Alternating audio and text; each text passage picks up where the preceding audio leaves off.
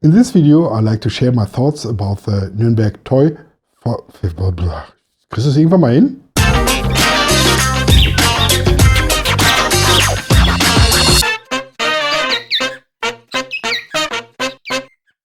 Hello and welcome to RC and thanks for stopping by.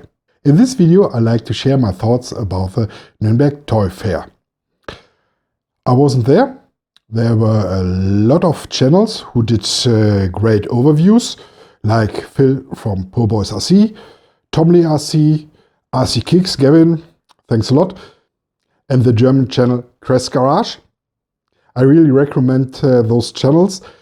They did great reports about the toy fair, and I made up my mind. For me, it was slightly a roller coaster. The first day, yeah. The second day, boah. And the third day, yeah. Okay, so what happens? I saw on the first day Tamiya. For Tamiya, there were very great cars. They announced the DT04. They announced an F104 chassis, TRF. They announced the Honda City Turbo, which is great too. And they announced the Big Wig. These are the four models I like to buy, or I planned. But on the next day, I saw the prices and I was really shocked. I cannot understand why they announced $200 for the Honda City Turbo. That the TRF, I don't have checked the price. Might be 400, 500, I don't know. Might be quite fair. It's a TRF model and TRF chassis are always very expensive. But they are also nice. They have great and value parts in it. And for this, I'm willing to accept such a high price. The Big Wig. If I get it right, $240. But I want this model. I want this model. Still, I don't know if I will buy it. But it's a big impact in the budget of this year. And the last thing is the DT04. As you know, I already have two DT03 models. I'm happy with them. And the reason for this is it's a very durable technology and it costs around $80. The DT04 costs or should cost $140. This is around 69% more compared to the DT03. So the $140 first look all right, but compared to the DT03, but I think I'll add this to my collection.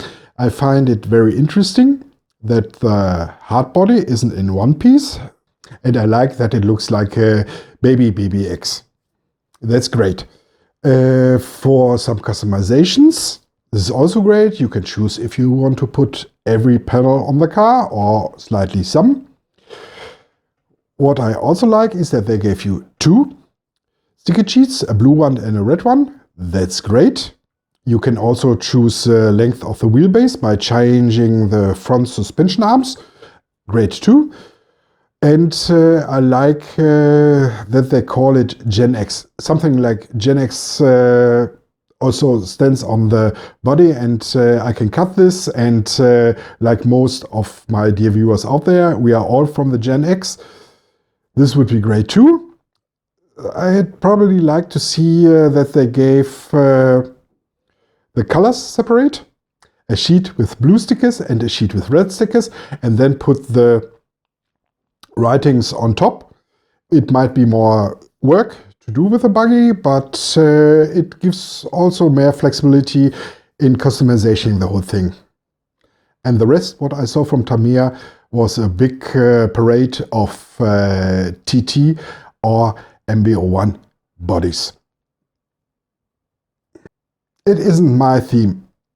I think it would be great if you can get the body set separate and put it on your chassis, but I don't think it's very interesting to buy every time a new car to get a new body. For sure, as spare parts you will get these bodies someday, but it's not my real thing.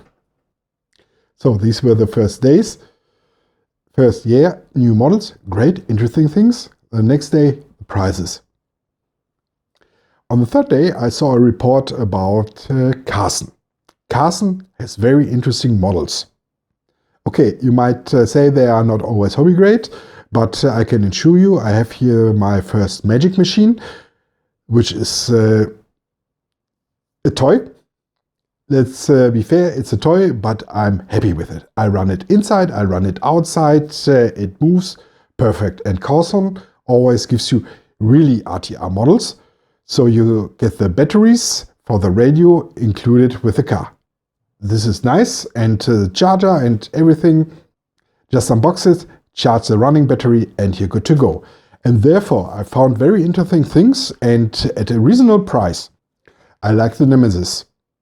The Nemesis, okay, it's a small little rock crawler, speed car, short course truck, desert buggy, whatever you like to call it, but it has a resistant color body.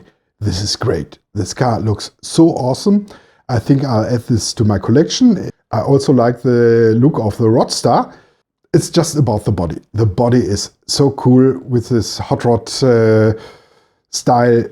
I like it. They also do for a reasonable price some Volvo working machines, like the front loader. I think it was around 150, and for $100 more you get an excavator with different arms or tools you can put on the front, and these both cars have metal parts. Especially on the working tools, they are made of metal. This is really cool, and if I got it right, it has a scale of 1/14, but I dig in later there. Many of these models aren't presented on the homepages of the manufacturers yet, but I watched the reports of my dear creator friends, and I'm really stunned about these. I also saw the Crawley Pro 3.0, but I'm not sure if this is a new model or if they only presented it on the fair. And right now on their homepage is a body. But for sure I will not only use it as a crawler, I would bash this a little bit. So this would be really great for my dirt tracks where I run.